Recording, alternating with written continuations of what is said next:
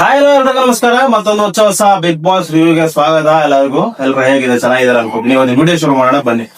And ಇವತ್ತಿನ video start ಮಾಡೋಕ್ಕಿಂತ ಮುಂಚೆ ಸ್ಟಾರ್ಟಿಂಗ್ ಬಿಗ್ ಬಾಸ್ ಮನೆಯಲ್ಲಿ ಗಲಾಟೆ ನಡೆಯುತ್ತೆ ನಮ್ಮ ಚಂದ್ರಪ್ರಭಾ ಮತ್ತೆ ಡಾಕ್ ಸತೀಶ್ ಅವರ ಮಧ್ಯೆ ಅಂಡ್ ಧನುಷ್ ಅವ್ರ ಮಧ್ಯೆ. ಚಂದ್ರಪ್ರಭಾ ಅವರು ವಾಶ್ರೂಮ್ ಅಲ್ಲಿ ವೇಟ್ ಮಾಡ್ತಿರ್ತಾರೆ. ನಿಮ್ಮೆಲ್ಲರಿಗೂ ಗೊತ್ತಿದೆ ಡಾಕ್ ಸತೀಶ್ ಅವರು ಸುಮಾರು 4 ಅವರ್ 5 ಅವರ್ ಎಲ್ಲ ತಗೋತಾ ಇದಾರೆ ವಾಶ್ರೂಮ್ ಅಲ್ಲಿ ಅನ್ನೋದು. ಅಂಡ್ ಯಾವೊಬ್ಬ ಮನುಷ್ಯನಿಗೆ ನಿಜವಾಗ್ಲೂ ಅಷ್ಟು ಪೇಷನ್ಸ್ ಇರುತ್ತೆ ಗುರು. 5 ಅವರ್ 6 ಅವರ್ 5 ಜನ ಸ್ನಾನ ಮಾಡಿ ಬಂದ್ರು ಯಪ್ಪ ಇನ್ನೂ ಬಂದಿಲ್ಲ ಅಂದ್ರೆ ಆ ಟಾಯ್ಲೆಟ್ ರೂಮ್ ಅಲ್ಲ ಸೋಫಾ ಮೇಲೆ ಎಷ್ಟೊತ್ತು ಅಂತ ಒಬ್ಬ ವ್ಯಕ್ತಿ ಕೂತ್ಕೊಳಕಾಗತ್ತೆ ನೀವ್ ಹೇಳಿ.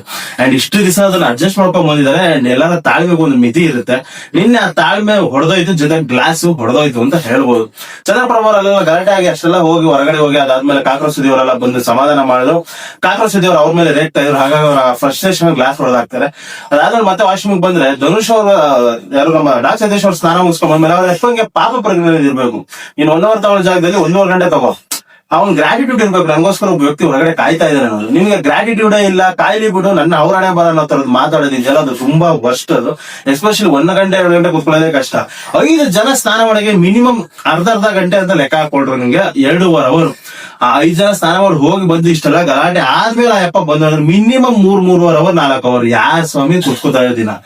ನಿಜವಾಗ್ಲು ಆ ಯಪ್ಪನ್ ತಾಳ್ಮೆ ಮೆಚ್ಚಿಗೆ ತಕೊಂಡಿದೆ ಹೆಚ್ಚು.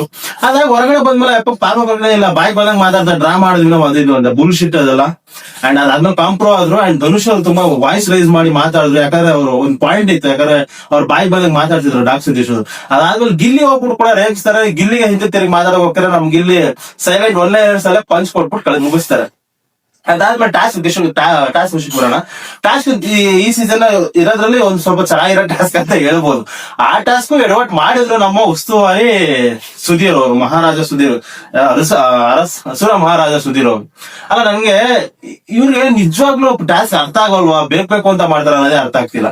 ಇಷ್ಟು ಸಿಂಪಲ್ ಟಾಸ್ಕ್. ಅಂಡ್ ನನ್ಗೂ ಒಂದು ಕ್ವಶನ್ ಬಂತು, ಆ ಟಾಸ್ಕ್ ಅಲ್ಲೇ ಇದೀರ ಕೋಲ್ನ ತಂದು ಅಲ್ಲಿ ಯಾಕೆ ಇಟ್ಟಿರೋ ಅಂತ ನನ್ಗೂ ಗೊತ್ತಾಗ್ಲಿಲ್ಲ.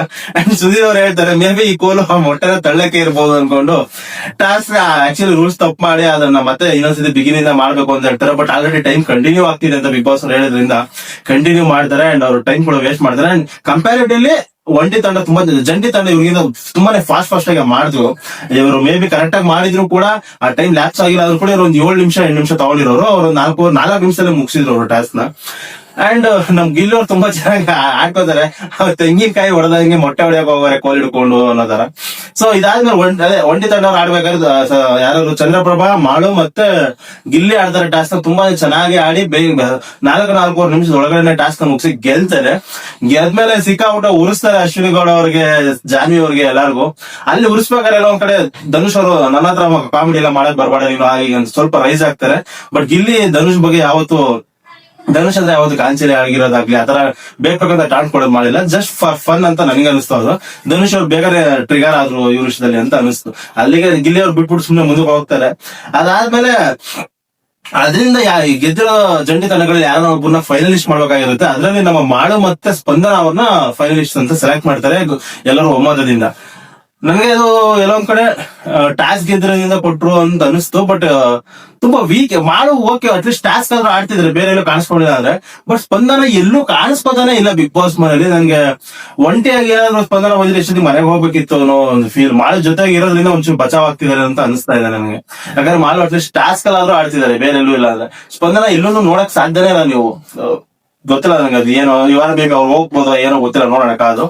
ಅಂಡ್ ಅದಾದ್ಮೇಲೆ ಇದ್ರ ಹಿಂದಿನ ಟಾಸ್ಕ್ ಆಲ್ರೆಡಿ ಗೆದ್ದು ಅಶ್ವಿನಿ ಗೌಡ ಅವರು ಫೈನಲಿಸ್ಟ್ ಅಭ್ಯರ್ಥಿ ಆಗಿರ್ತಾರೆ. ಅಂಡ್ ಈ ಸತಿ ಮಾಳು ಮತ್ತೆ ಸ್ಪಂದನ ಅವ್ರ ಅಭ್ಯರ್ಥಿ ಆಗಿರೋದ್ರಿಂದ ಧನುಷ್ ಅವ್ರನ್ನ ಸಹಾಯಕವಾಗಿ ತಗೋಬಹುದು ಅಂತ ಹೇಳಿದ್ರಿಂದ ಧನುಷ್ ಮತ್ತೆ ಅಶ್ವಿನಿ ಇನ್ನೊಂದು ಟಾಸ್ಕ್ ನ ಆಡ್ತಾರೆ. ಮಾಳು ನಿಪ್ಟಲ್ ಮತ್ತೆ ಸ್ಪಂದನ ಇನ್ನೊಂದು ಟಾಸ್ಕ್ ನ ಆಡ್ತಾರೆ. ಇಬ್ರು ಸೇರಿ ಒಂದು ಟಾಸ್ಕ್ ನ ಆಡ್ತಾರೆ. ಆ ಟಾಸ್ಕ್ ಅಲ್ಲಿ ನಮ್ ಮಾಡೋಣಂಗ ಅದ್ ಏನಾಯ್ತು ದೇವರಣೆಗೂ ಗೊತ್ತಿಲ್ಲ. ಒಂದೇ ಒಂದು ಬಾಲ್ ಹಾಕಲ್ಲ, ಒಂದು ಕಾನ್ಸಂಟ್ರೇಷನ್ ಸುಮ್ನೆ ಬಾಲ್ ಬಿಡ್ತಾ ಇರ್ತಾರೆ. ಟಾಸ್ಕ್ ಕೂಡ ಸೋಲ್ತಾರೆ.